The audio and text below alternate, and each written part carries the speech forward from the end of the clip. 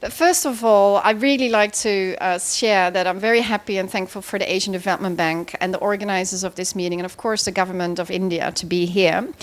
I think that reading the background to this leadership initiative, I'll be talking about leadership and leaders throughout my 10 minutes, as much as I can.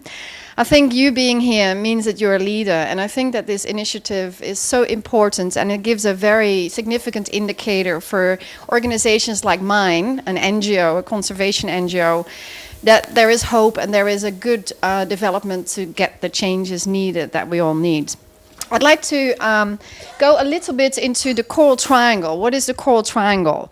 It covers a huge area of oceans, not too far from here. And the 6 countries of Indonesia, the Philippines, Malaysia, Papua New Guinea, and also the Solomon Islands, but Timor-Leste importantly as well, have these shared waters, which in fact, if you talk about oceans, about fish, about marine biodiversity, are unique in the world. It's literally the best and the biggest and the most. It's huge and it's very rich. That happens because the Coral Triangle countries, those huge landmasses, are surrounded by channels and big water straits that actually fuel the water from the South Chinese Sea, the Pacific, actually the Pacific Ocean, and then that huge water mass in the Indian Ocean in the south. And that goes up and down through those straits between those huge land masses.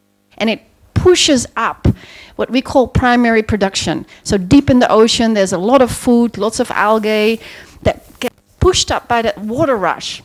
And that's where the little fish start feeding, and then the big fish start feeding on the little fish, and that's how it works. It's also one of the very important areas for a huge population, about 100 million people that are direct or indirect, depending on these oceans, on everything that swims in it, and also on the ecosystems like mangroves, forests, that keep the land safe from the impacts of storms at sea, for example. So if you look at the biodiversity and you look at the people that live and need to use that biodiversity, you're going to have development, you're going to have to talk about economic development. The ambitions and the needs of countries, all those 6 countries, to provide for their people the food, the life, the jobs. A lot of the people waking up in the morning, what do they see? Now, they don't see an urban area. Still, a lot of coastal communities wake up to see an extensive plunk of ocean where there's almost nothing that you can, distinguish. So you have to go and fish. Now, if you look at the economic value of the Coral Triangle waters, it's also rather high. You can see this behind me. There is a lot of different type of fisheries, but if you look at the significance of these waters for the world, tuna. Immediately you have to talk tuna. So while I really enjoy eating my sashimi, there is different types of tuna, and most of the productive and highly valuable tuna species come especially from the Pacific. It's the most important part in the world for almost all the tuna that we have and that we eat in the world today. The Atlantic Ocean, I come from the Netherlands, not good. The Pacific and the Philippines and Indonesia and Malaysia and Timor-Leste, that's where the tuna still is. But also, tourism and incredible India. I'm so happy to be here. Finally, I see the clips always. But of course, in Southeast Asia, Malaysia is doing a top job for tourism development. Truly Asia. The Philippines for marine-related tourism. It's a huge resource, and we have some estimates. It's in the paper. 12 billion US dollars, huge, big. Again, this area is really very valuable, but it's all threatened. Yeah. So here comes the drama. In order for organizations like mine to say, the biodiversity and the species are threatened, we had to move our discussion about biodiversity about 20, 30 years ago to change to talk about what biodiversity actually meant for people. Because if you just think that it's interesting for a diver to put up a mask and really enjoy and relax, they see a turtle, so lovely. That's not really what this biodiversity is for. And as an NGO, we recognize that talking about sustainable development, talking about green growth, about careful, slow growth that would allow all of us to live within the limits of the planet.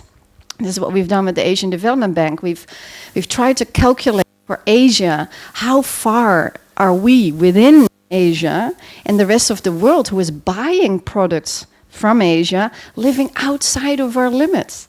Yeah, so those are important things. Now, this was recognized, and now here comes my first leadership example. By President Yudhoyono of Indonesia at the time, where in fact another leader, the Australian government, was hosting the APEC meeting, which was supposed to be about fisheries and about agriculture and all of that. But the Prime Minister and Australian government decided, let's talk about climate change at the time. President Yudhoyono said, very important to talk about climate change. In fact, he was hosting the UNFCCC a year later, but he said, I want to talk about climate change and what it does to coastal communities. Again, looking at the map of Indonesia, looking at the neighbors of Indonesia, what do you see? Water.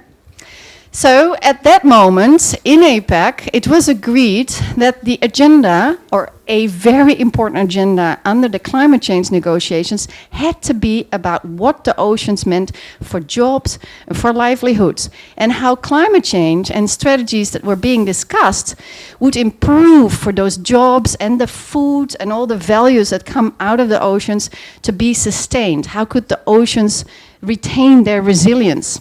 And he said, can't do this alone. We are neighbors. The tuna swims from the Pacific to Australia to Timor. At some point, the Philippines owned the same tuna that just was swimming from Malaysia.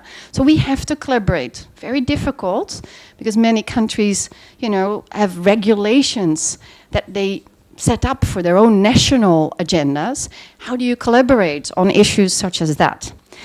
So that was in 2009. It is now the most significant collaboration between countries in the world on ocean issues. So, not saying that it is very easy, but it is extremely significant. And at that time, recognized by the Asian Development Bank, by the Global Environmental Facility, also by the governments of the United States and Australia particularly, and a couple of the really international working environmental NGOs, Conservation International, the Nature Conservancy, my organization, we said, this is it. We're going to get behind this, and we're going to follow that leadership and collaborate on oceans. Now, that example of leadership and then bringing the partners who could help that vision go forward is not, it's very significant, and very impressive, but it was already identified at that time that it wouldn't really change much. There are many regional collaborative government platforms if the private sector would not also start stepping in. So changes in corporate practices, and we've heard this today, in fact, if the regulatory framework is there, and the private sector sees an opportunity and gets finance facilitation, sometimes just commercial finance facilitation, doesn't have to be, we just heard this, doesn't have to be subsidies, then the private sector can move very fast and they can make change happen immediately at a larger scale.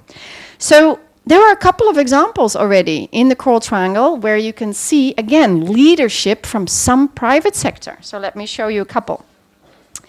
Now, collaboration or investing as a company and collaborating with other companies is not a natural thing if you are trying to make money and you want to be special in the market and people, have to buy your product, right?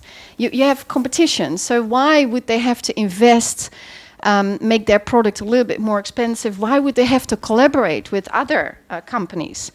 Well, there's been a lot of change. Again, not only in the regulatory framework, a lot of the companies have to commit and comply with the rules of the game in the country, but also there's been pressure from consumer markets increasingly, and this is a seafood guide. It tells you if you want to go and enjoy your seafood, maybe you shouldn't be eating whatever fish here because it's overfished, or another type of fish, it's often caught with bombs, or another type of seafood because actually it's protected by law. So this type of information, increasingly adopted by consumers all over the region, is also giving an incentive for companies to say, oh, I guess I need to do something.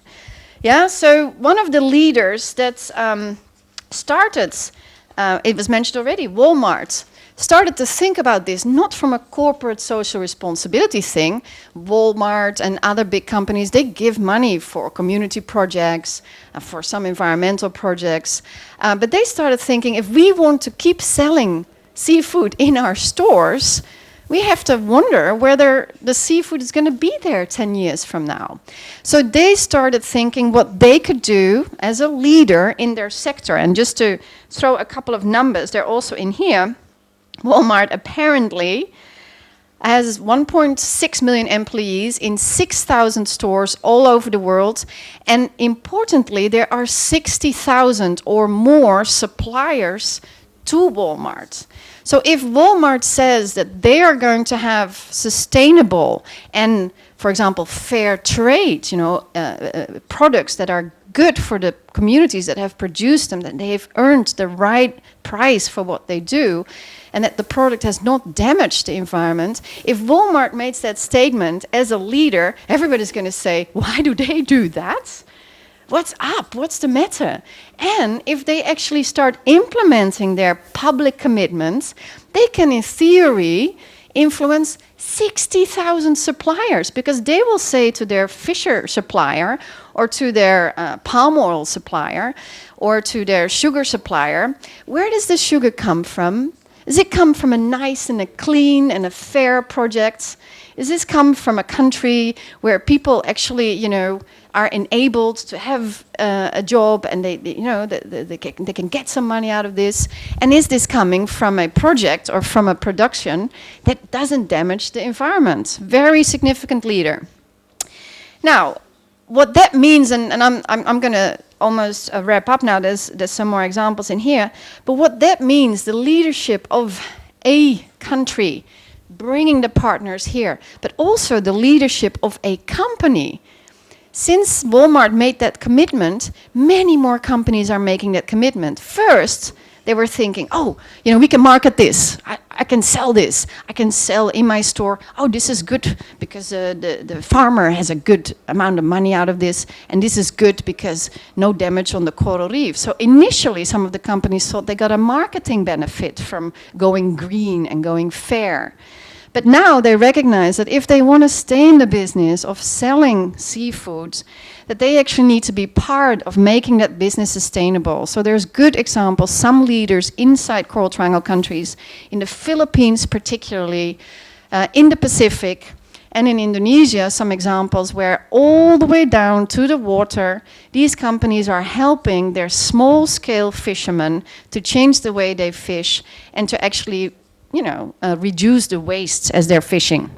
So I'll end with this, that I think that many of the technological solutions are here, and we heard that this morning actually.